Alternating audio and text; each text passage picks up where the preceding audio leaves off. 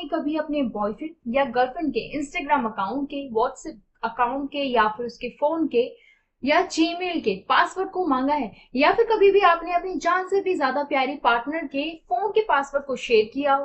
देखो यार, क्वेश्चन ये अराइज होता है कि आपने ये कर भी लिया हो तो क्या आप ये जानते हो कि ये इलीगल है? ये लीगल नहीं है।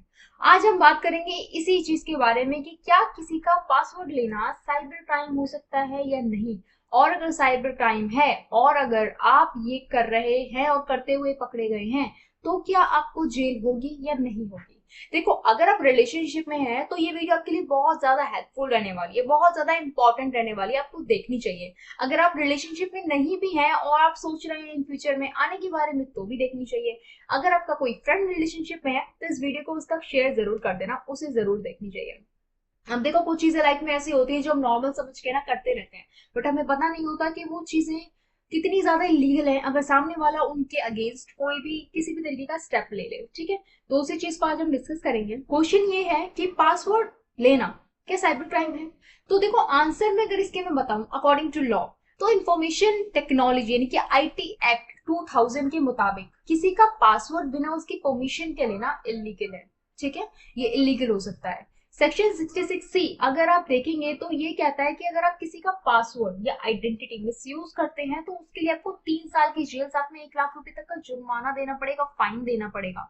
इसके साथ अगर हम देखें सेक्शन 66D को, तो वो कहता है कि अगर आप फेक आइडेंटिटी क्रिएट करते हैं, बनाकर किसी के अकाउंट को एक्सेस कर लेते हैं, तो ये भी एक बहुत बड़ा क्राइम है अपने आप में। ठीक है, ये चीजें नॉर्मल नहीं है। एग्जाम्पल के लिए अगर मैं आपको बताऊं तो 2022 में एक केस था जिसमें मुंबई साइबर क्राइम पुलिस ने एक लड़की को गर्लफ्रेंड की इंस्टाग्राम पासवर्ड हैक करने के लिए अरेस्ट किया था। कोर्ट ने इसे आइडेंटिटी थेफ्ट मानकर उस पर साइबर क्राइम चार्जेस लगा दिए थे। और ये बहुत छोटी मोटी चीजें नहीं होती हैं जिन्हें हम सोच रहे हैं कि बहुत छोटा मोटा चार्ज लगा होगा, साइबर क्राइम चार्ज लगी थी उस लड़के के ऊपर। ठीक है, अब देखो, रिलेशनशिप ना ट्रस्ट के ऊपर चलता है। ठीक है, रिलेशनशिप का मतलब ट्रस्ट है या प्राइवेसी वॉयलेशन? आप ये बताओ मुझे, प्लीज बताना कमेंट सेक्शन में कि आप रिलेशनशिप के नाम पर क्या देख रहे हो। आप किसी की प्राइवेसी को वॉयलेट करने को आप रिलेशनशिप कहते हो, या फिर रिश्ते के अंदर विश्वास होने को आप रिलेशनशिप कहते हो? ठीक है, अक्सर लोग कहते हैं कि अगर प्यार करते हैं तो पासवर्ड क्या छुपाना, पासवर्ड देने में क्या जाता है। बट देखो, लॉ के मुताबिक किसी का पर्सनल डेटा या पासवर्ड लेना उसके फंडामेंटल राइट को, उसकी प्राइवेसी को वॉयलेट करता है। ठीक है, इवन शादीशुदा लोग भी अपनी पर्सनल पासवर्ड नहीं शेयर करें, इसके लिए उन्हें राइट दिए गए हैं, उनके पास लीगल राइट हैं।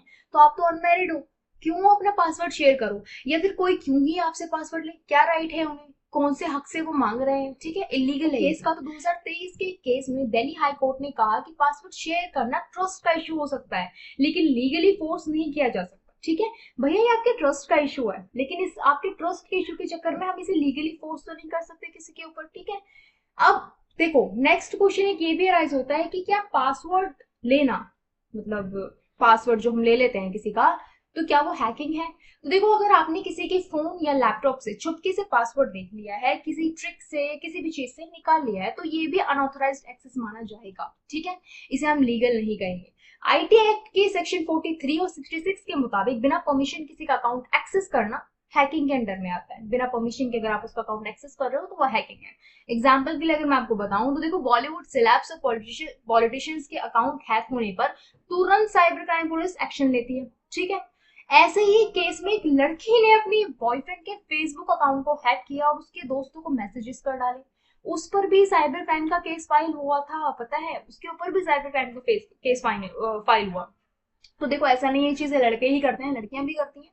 और ऐसा नहीं है कि लड़के करेंगे तो उन्हें ही जेल होगी, उन्हें ही सजा होगी, लड़कियों को भी होगी। ठीक है, देखो, रिलेशनशिप प्यार और ट्रस्ट से चलता है। विदाउट प्यार और ट्रस्ट के तो रिश्ते चलते नहीं है, ना कि पासवर्ड एक्सचेंज करने से चलता है ना। रिलेशनशिप जो है हमारा, ट्रस्ट, प्यार वगैरह वगैरह जो चीजें हैं, इमोशंस, केयर, इन सारी चीजों से चलता है। पासवर्ड एक्सचेंज करने से तो आप रिश्ता चला नहीं पाएंगे।